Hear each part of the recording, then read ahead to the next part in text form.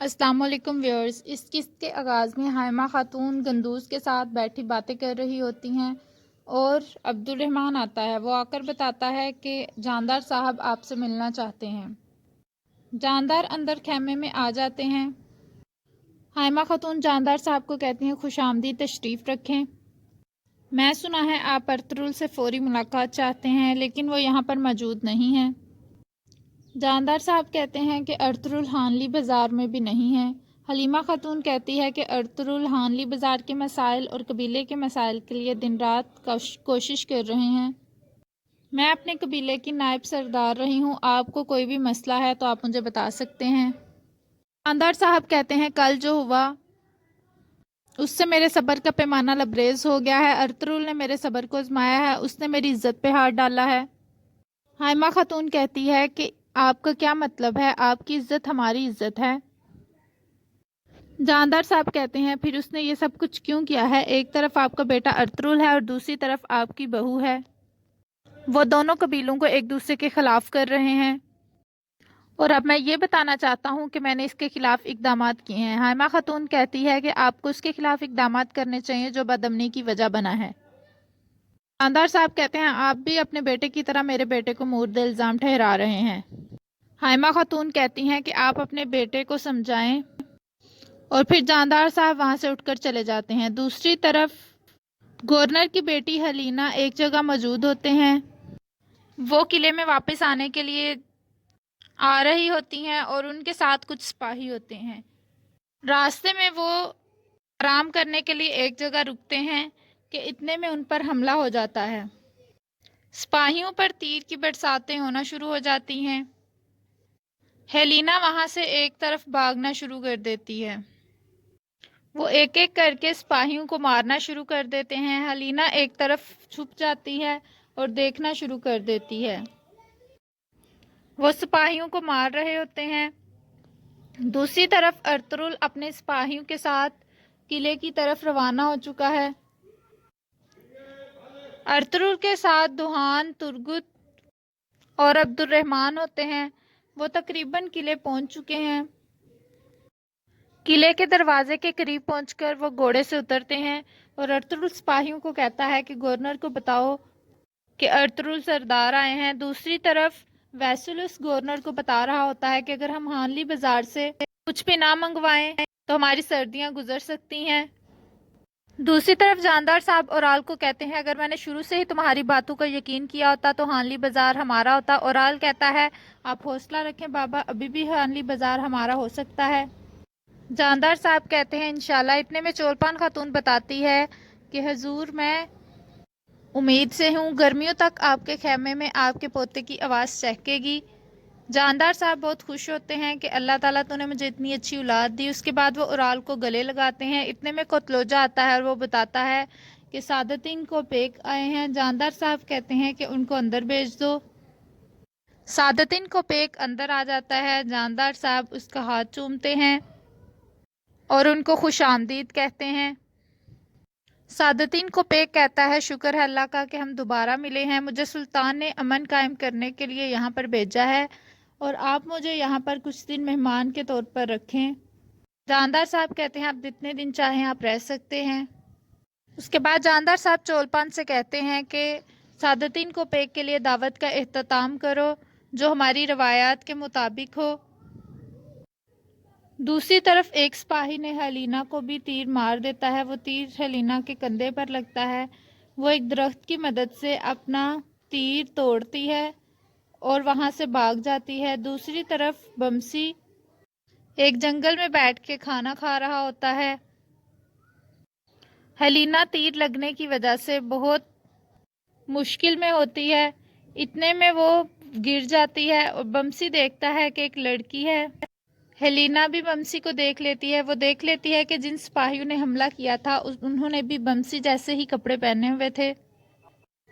Helena ڈر جاتی ہے اور وہاں سے گر جاتی ہے۔ بمسی ہیلینا کو اٹھا لیتا ہے۔ ہیلینا بمسی کو بھی دشمن سمجھتی ہے اور اسے مکے مارتی ہے کہ مجھے چھوڑ دو۔ بمسی کو کچھ سمجھ نہیں آ رہی ہوتی کہ وہ کیا کر رہا ہے۔ حلینا مسلسل رو رہی ہوتی ہے اور اسے کہہ رہی ہوتی ہے کہ مجھے نیچے اتارو۔ اتنے میں دندار وہاں آ جاتا ہے اور وہ بمسی کو آواز دیتا ہے۔ بمسی اپنے ہاتھ پیچھے کرتا ہے، حلینا گر جاتی ہے نیچے۔ دندار کہتا ہے کہ بمسی یہ لڑکی زخمی ہے۔ بمسی اور دندار لڑکی کو دیکھنا شروع ہو جاتے ہیں، اتنے میں وہ بے ہوش ہو گئی ہوتی ہے۔ دندار کہتا ہے کہ ہمیں فوراً اسے آرتک صاحب کے پاس لے جانا چاہیے۔ بمسی حلینا کو اٹھا لیتا ہے اور سرائے کی طرف روانہ ہو جاتا ہے۔ دوسری طرف قلعے میں سپاہی اندر جا کر گورنر کو بتاتا ہے کہ ارطغرل صاحب تشریف لائے ہیں۔ گورنر کہتا ہے ان کو آنے دو۔ ارطغرل سے اس کے تمام ہتھیار لے لیے جاتے ہیں اور باقی سپاہیوں کو اندر جانے کی اجازت نہیں ہوتی۔ ارطغرل اندر چلا جاتا ہے۔ گورنر ارطغرل کو کہتا ہے کہ آپ نے قلعے آ کر بہت مہربانی کی۔ ارطغرل کہتا ہے کہ میں جاننا چاہتا ہوں کہ آپ نے ہانلی بازار سے تجارت کیوں روکی؟ ویسلس کہتا ہے تمہارا بازار کہاں سے ہوگا، یہ زمینیں ابھی بھی ہماری ہیں۔ ارطغرل کہتا ہے کہ سب جانتے ہیں آپ نے ان چیزوں پر قبضہ کیا ہوا تھا۔ گورنر کہتا ہے میں ان زمینوں پر حاکم ہوں اور بازار بھی میرا ہے۔ ارطغرل کہتا ہے کہ بازار میں نے اپنی طاقت سے حاصل کیا ہے۔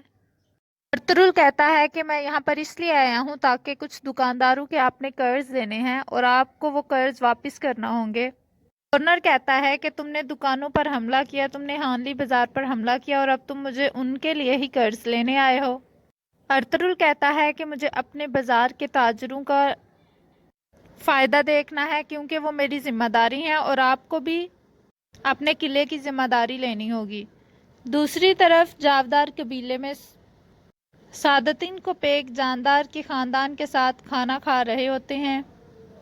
جاندار صاحب کہتے ہیں آج مجھے دو خوشخبریاں ملی ہیں، ایک تو آپ نے میرے خیمے میں شرف بخشا، دوسرا میرے باقی بچوں کو نہیں پتا، وہ یہ ہے کہ میرے ہاں پوتا آنے والا ہے۔